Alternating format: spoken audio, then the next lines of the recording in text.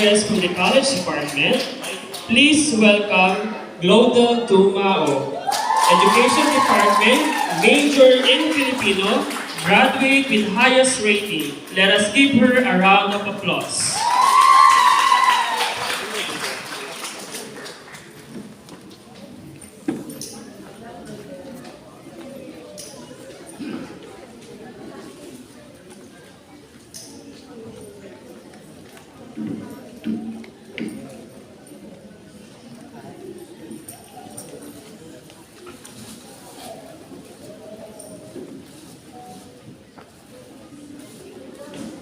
Una po sa lahat, maraming salamat at ako ay lubos na natutuwa sa pagbibigay ng ganitong karangalan.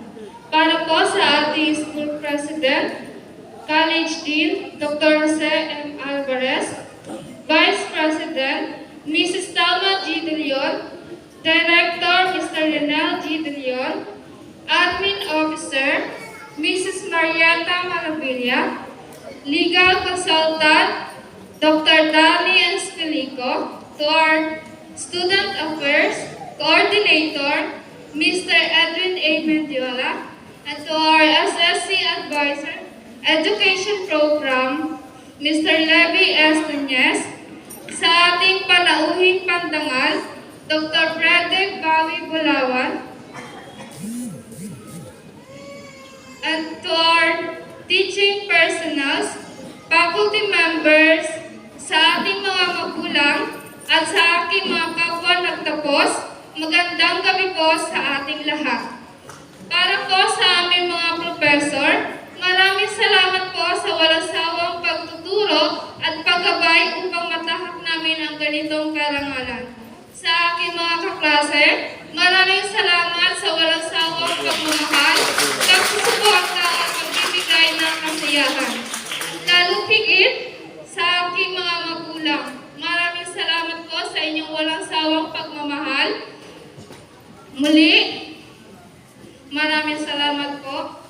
Noong ginagawa ko ang talumpating ito, hindi ko alam ang aking sasabihin dahil nababalutan ng pagkabigla at saya ang aking puso. Dahil hindi ko inaasahan ng ganitong oportunidad para sa akin.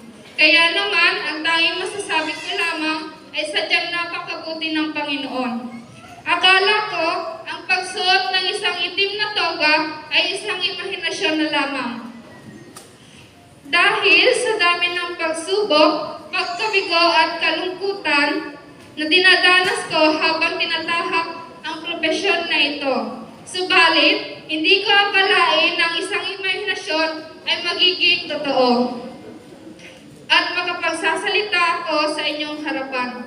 Tiwala lang, ito ang mga salitang daladala ko at laging kasama sa lahat ng bagay o sa anumang pagsubok na kaharapin.